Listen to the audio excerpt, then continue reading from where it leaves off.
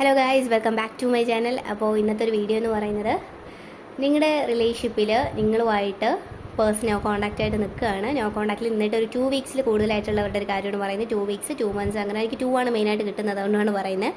അപ്പോൾ എന്താണ് ആ ഒരു പേഴ്സൺ എന്തെങ്കിലും ഡിസൈഡ് ചെയ്തിട്ടുണ്ടോ, നിങ്ങളോട് തിരിച്ച് വരണം ഡിസൈഡ് ചെയ്തിട്ടുണ്ടോ, എന്താണ് അവരുടെ ഒരു ഡിസിഷൻ എന്ന് പറയുന്നത്, അവർ എന്താണ് തീരുമാനിച്ചിരിക്കുന്നത് ഈ റിലേഷൻഷിപ്പിൽ ചെയ്യാനായിട്ട് എന്നുള്ള ഒരു വീഡിയോ ആണ് ഇതിൽ പറയുന്നത്. ഓക്കെ, അപ്പോൾ നിങ്ങളൊരു റിലേഷൻഷിപ്പ് മേ ബി ചിലർക്ക് ഞാൻ നേരത്തെ പറഞ്ഞ 2 വീക്സ് ആയിരിക്കാം, ചിലർക്ക് 2 മന്ത്സ് ആയിരിക്കാം. നിങ്ങളൊരു വല്ലാത്തൊരു ഡിപ്രഷൻ പിടിച്ചിട്ട് വളരെ സ്ട്രെസ് ആയിട്ടുള്ള സ്റ്റേജിലാണ് പോയിക്കൊണ്ടിരിക്കുന്നത്. നിങ്ങൾക്ക് എന്ത് ചെയ്യണം എന്നറിയില്ല. എന്തുകൊണ്ട് ആ ഒരു പേഴ്സൺ അതിൻ്റെ അടുത്ത് നിന്ന് ലെഫ്റ്റ് അടിച്ചു, എന്ത് കാരണം കൊണ്ടാണ്, എന്ത് കാരണമാണെങ്കിൽ പോലും നമുക്ക് പറഞ്ഞു തീർക്കാൻ പറ്റത്തില്ല. എന്തിന് വേണ്ടിയിട്ട് ഇങ്ങനെ നിൽക്കുന്നു, എൻ്റെ അടുത്ത് തിരിച്ച് വരത്തില്ലേ, ഇനി നമ്മൾ തമ്മിൽ റിലേഷൻഷിപ്പ് പോസിബിൾ ആവത്തില്ലേ എന്നുള്ള ഡൗട്ട്സിലൊക്കെ നിൽക്കുന്ന ആൾക്കാരാണെങ്കിൽ ആ ഒരു പേഴ്സണെ സംബന്ധിച്ച് അവർക്ക് നിങ്ങളോട് ഒരുപാട് സ്നേഹമുണ്ട്.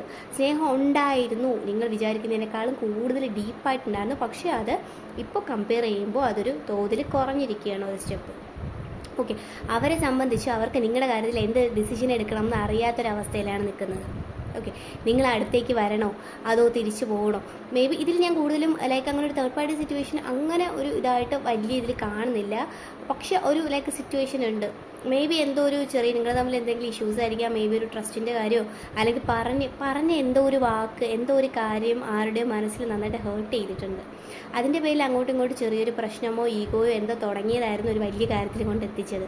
അല്ലാതെ വേറെ ഒരു കാര്യം ഇൻവോൾവ് ആയിട്ട് നിങ്ങൾ റിലേഷൻഷിപ്പിൽ അങ്ങനെ കാണില്ല. കാരണം നിങ്ങളെ സംബന്ധിച്ച് ഭയങ്കര പ്യൂറായിട്ടുള്ള ലവ് ആണ്. ആ ഒരു ലവിൻ്റെ ഇടയ്ക്ക് നിൽക്കാനോ അതിനെ തകിടം മറിക്കാനോ തട്ടിത്തെറിപ്പിക്കാനോ ഒന്നും ആരും വരത്തില്ല. ഒന്ന് വിചാരിച്ചാൽ ആരെക്കൂടെ നടക്കത്തുമില്ല.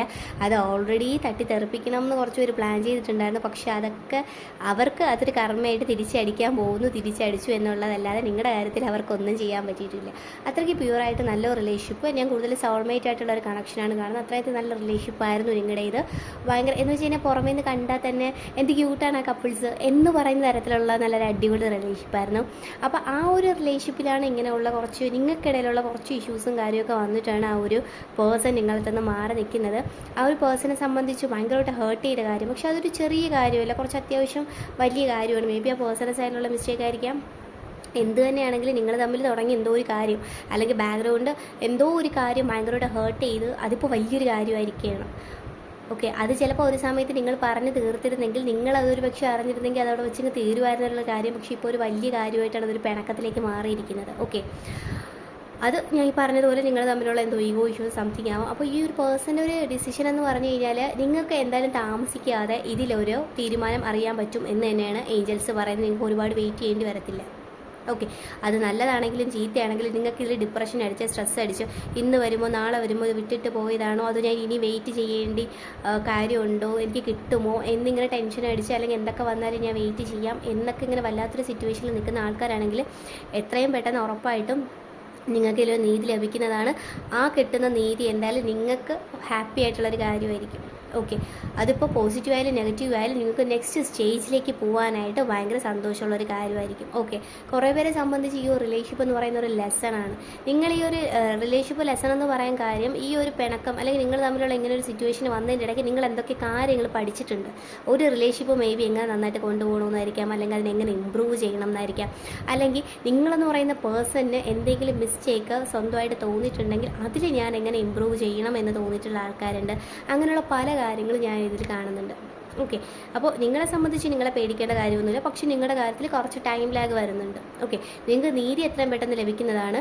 അതുപോലെ തന്നെ നിങ്ങൾക്ക് നെക്സ്റ്റ് സ്റ്റെപ്പ്, നിങ്ങളുടെ റിലേഷൻഷിപ്പിൻ്റെ നെക്സ്റ്റ് സ്റ്റെപ്പ് എന്ന് പറയുന്നത് നമുക്കത് വരുമ്പോൾ ഏഞ്ചൽ മെസ്സേജിൽ നോക്കാം ഫ്യൂച്ചർ എന്തായിരിക്കും വരുന്നതെന്ന്. പക്ഷേ നിങ്ങളെ സംബന്ധിച്ച് കുറച്ച് ഡിഫിക്കൽട്ടായിട്ടുള്ള സ്റ്റേജാണ് ഈ ഒരു റിലേഷൻഷിപ്പ് എന്ന് പറയുന്നത്.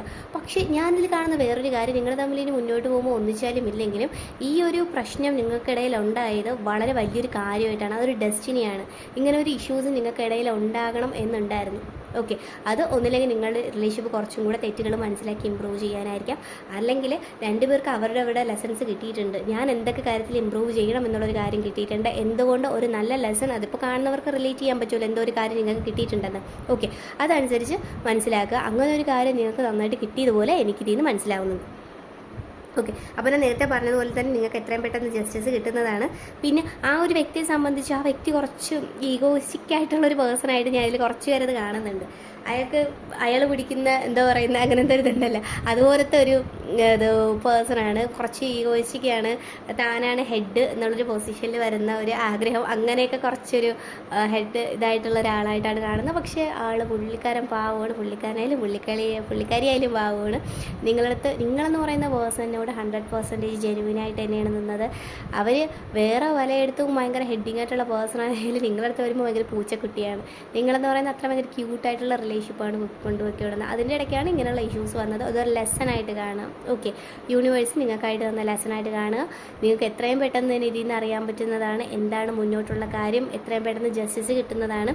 അതുപോലെ തന്നെ വേറൊരു കാര്യം എന്താണെന്ന് വെച്ച് കഴിഞ്ഞാൽ, ഇപ്പം ഇതിൽ കുറച്ച് പേർക്കാണെങ്കിൽ പോലും അവരുടെ സ്റ്റഡീസ്, ജോബ് വൈസ് കുറച്ച് കാര്യങ്ങളൊക്കെ സ്റ്റക്കായിട്ട് നിൽക്കുന്നതായിട്ട് ഞാൻ കാണുന്നുണ്ട് ഈ ഒരു ഇഷ്യൂസ് കാരണം. ഓക്കെ, വലിയ തോതിലല്ലെങ്കിൽ പോലും ചെറിയൊരു സ്റ്റക്കായിട്ട് നിൽക്കുന്നത് പോലെ കാണുന്നുണ്ട്. അത് മുന്നോട്ട് ഇതേ രീതിയിൽ തന്നെ പോയി കഴിഞ്ഞാൽ നിങ്ങളുടെ ജോബ് ലെഫ്റ്റ് ആകാനുള്ള സാധ്യതയുണ്ട്. അതുകൊണ്ട് അങ്ങനെ ഒരു സ്ട്രെസ്സിലേക്കൊന്നും നിങ്ങൾ പോകാണ്ടിരിക്കാൻ മാക്സിമം ശ്രദ്ധിക്കുക.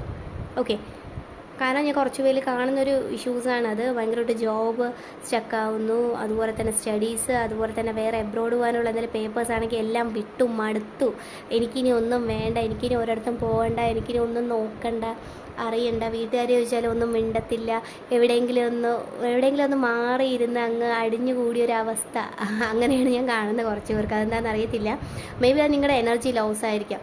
കാരണം നിങ്ങളുടെ ആ ഒരു പേഴ്സൺ അത്രയ്ക്ക് നിങ്ങളിൽ അഡിക്റ്റഡ് ആയിട്ടുള്ള ആൾക്കാരുണ്ട്. ഓക്കെ, എൻ്റെ അടുത്ത് ഇത്ര അഡിക്ഷൻ ആയിരുന്നു, എന്നെ ഇത്രയും കടന്ന് സ്നേഹിച്ചിട്ടും എങ്ങനെ എൻ്റെ അടുത്ത് മിണ്ടാതിരിക്കാൻ പറ്റുന്നു, മാറി നിൽക്കാൻ പറ്റുന്നു എന്ന് നിങ്ങൾ ആലോചിക്കുന്നുണ്ട്. ഓക്കെ, അതൊക്കെ ഞാൻ പറഞ്ഞില്ല, ഇതൊക്കെ ഒരു ലെസണാണ്. ഒരിക്കലും വേറൊരാൾ ഇൻട്രപ്റ്റ് ചെയ്തതല്ല, നിങ്ങൾക്കിടയിലുള്ള എന്തോ ചെറിയ ഇഷ്യൂസ് കൊണ്ടാണ്. അതിനെ ഒരു ലെസണായിട്ട് അതിനെ കണ്ട് മനസ്സിലാക്കി മുന്നോട്ട് പോവുക എന്നാണ് ഞാൻ പറയുന്നത്. ഓക്കെ, എന്ത് തന്നെയാണേലും ഇതിൽ കാണുന്ന ഒരു 95% ആൾക്കാർ മേ ബി നാളൊരു കല്യാണം എന്നുള്ളൊരു കാര്യത്തിലേക്ക് നിങ്ങളുടെ ഈ ഒരു സോൾമേറ്റിൽ തന്നെ ആയിരിക്കും നിങ്ങൾ കല്യാണം കഴിക്കുന്നത്. അപ്പോൾ അതിൽ മനസ്സിലാക്കേണ്ട ഒരുപാട് കാര്യങ്ങളുണ്ട്. അതിനെ ഒരു ലെസണായിട്ട് കാണും. അപ്പോൾ നമുക്ക് എന്തായാലും ഏഞ്ചൽ മെസ്സേജ് നോക്കാം. ഓക്കെ,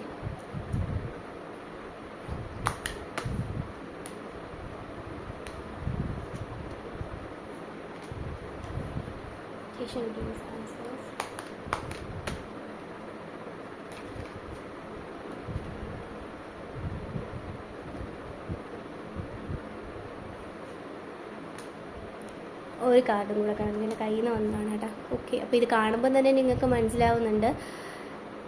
ചിലവരൊക്കെ ഞാൻ പറഞ്ഞതുപോലെ ഇതിൽ ലെസണായിട്ട് കാണുക, നിങ്ങളുടെ ലൈഫിലേക്ക് വന്ന ഒരിതാണ്. ഓക്കെ, ഇതിൽ വേറൊരു കാര്യം എന്താണെന്ന് വെച്ച് കഴിഞ്ഞാൽ, ഇതിൽ ഏറെക്കുറെ ആൾക്കാർക്ക്, ഫുൾ പറയത്തില്ല, ഒരു 10%-ൻ്റെ അകത്തുള്ള ആൾക്കാർക്ക് ഇത് തിരിച്ചു വരാൻ ചാൻസ് ഇല്ല. 10 to 15% ആൾക്കാർക്ക് അവർക്കിത് വിട്ട് പോവേണ്ട സമയമായിട്ടുണ്ട്. ഓക്കെ, ബാക്കിയുള്ള 80% ആൾക്കാർക്ക് തിരിച്ചു വരുന്നതായിട്ടാണ് ഏഞ്ചൽസ് പറയുന്നത്. അതിനെ അങ്ങനെ മനസ്സിലാക്കി ഉൾക്കൊള്ളുക. Okay, thank you.